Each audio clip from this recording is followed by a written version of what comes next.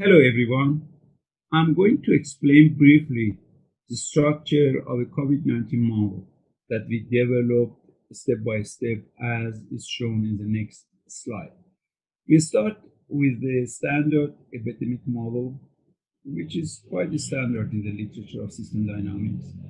Then we add two feedback loops from death rate to the behavior of people, how people behave as they observe and perceive the death rate.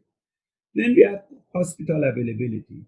In the communities that hospital capacity is not adequate, people who cannot get to hospital, that will affect the death rate and recovery rate. So we capture hospital availability for those societies. Then we add quarantine. Symptomatic patient might go to quarantine to decrease their contacts with the susceptible. So that is another part of the structure.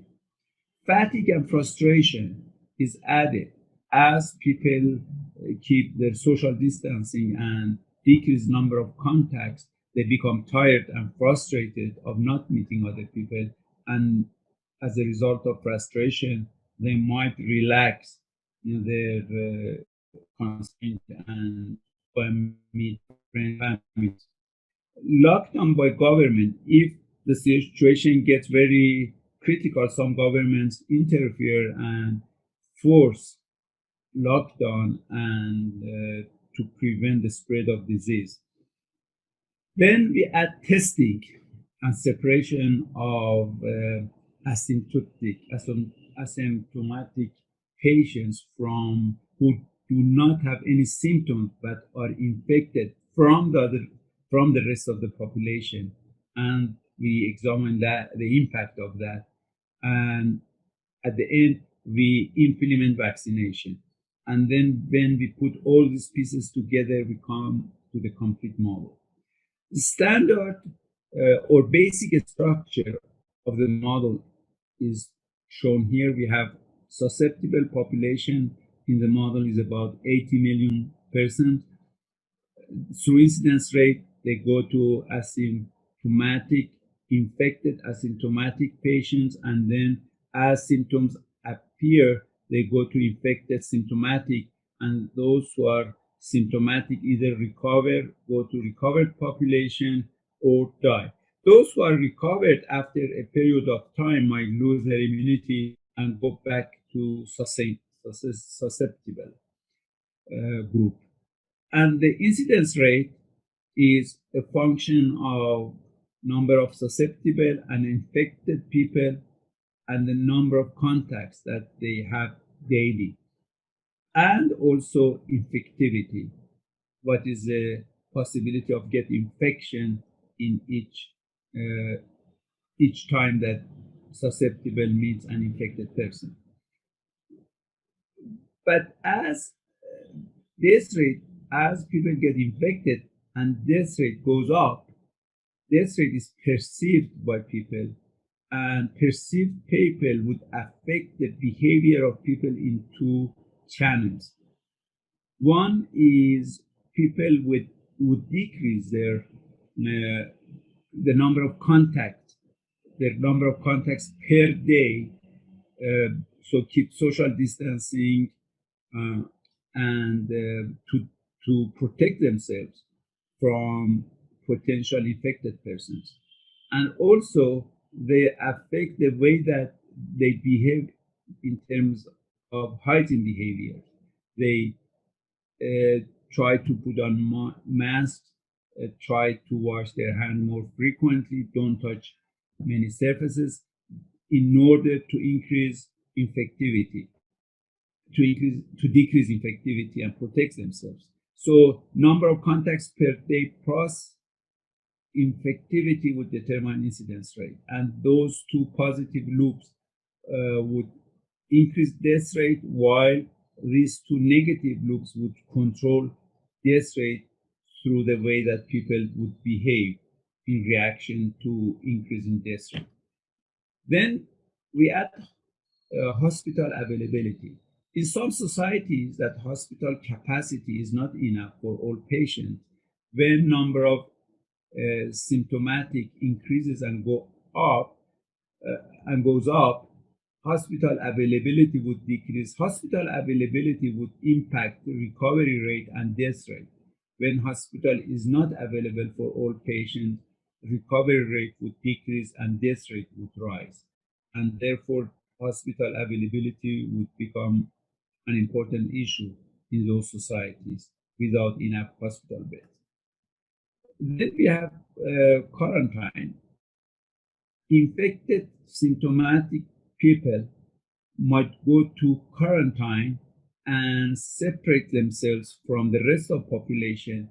And as they go to quarantine, the number of infected who meet susceptible would decrease, and therefore incidence would decrease or would have some impact on incidence rate. After that, we add fatigue and frustration. As people keep their social distancing for a long time and don't meet their friends, families, and others, they might get tired and frustrated from being isolated. Those frustration might cause relaxing the separation from others and would increase the number of contacts, which will then increase incidence rate.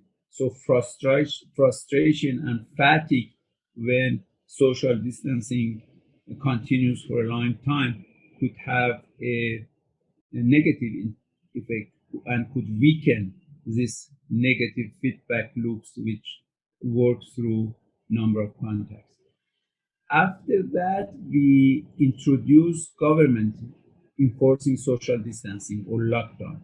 When death rate increases and perceived death rate goes up and the situation becomes critical, some government intervene and enforce social distancing, and that would decrease number of contacts, which will eventually decrease incidence rate, and that is another negative loop which can control incidence rate and eventually death rate and community death. Then we have testing. Some societies implement vast testing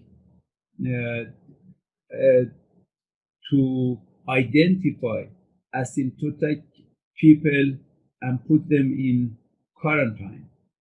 We implement this in this model by setting up a testing and by identifying asymptomatic and putting them in quarantine. They become here in this stock, and either those who are in quarantine might not develop real symptoms and therefore will move to the recovered population, or if they develop some symptoms, then they move into symptomatic people who either recover or die. So by testing and putting asymptomatic patients in quarantine, the number of infected who will meet susceptible or contact susceptible would decrease, and that could have important impact on the incidence rate. We examined that in the model. Then we have the vaccine. When vaccine become available, susceptible people are divided into two groups: susceptible willing to take the vaccine or susceptible unwilling to take the vaccine. Those who are willing to take the vaccine increase demand for vaccination, and then vaccination capacity should build up and increase. Based on vaccination capacity and demand for vaccination, rate of vaccination is determined, and people willing to take the vaccine will move into vaccinated population who will not anymore get infected. Of course, we in the model we added effectiveness of the vaccine, and some of vaccinated people might get infected depending on the effectiveness of the vaccine that they take. But we have not put that detail here. So vaccinated population, after losing their immunity due to vaccination, either move back to susceptible people willing to take the vaccine or move to susceptible unwilling to take the vaccine. And then this segment of the model interact with the rest part of the model and create the whole dynamics of the COVID-19 model that we have developed. And here is a whole structure of the model when we put everything together. Thank you for your attention. Dan is going to show you some simulation results from the model and the insight that we can get from it. Thank you.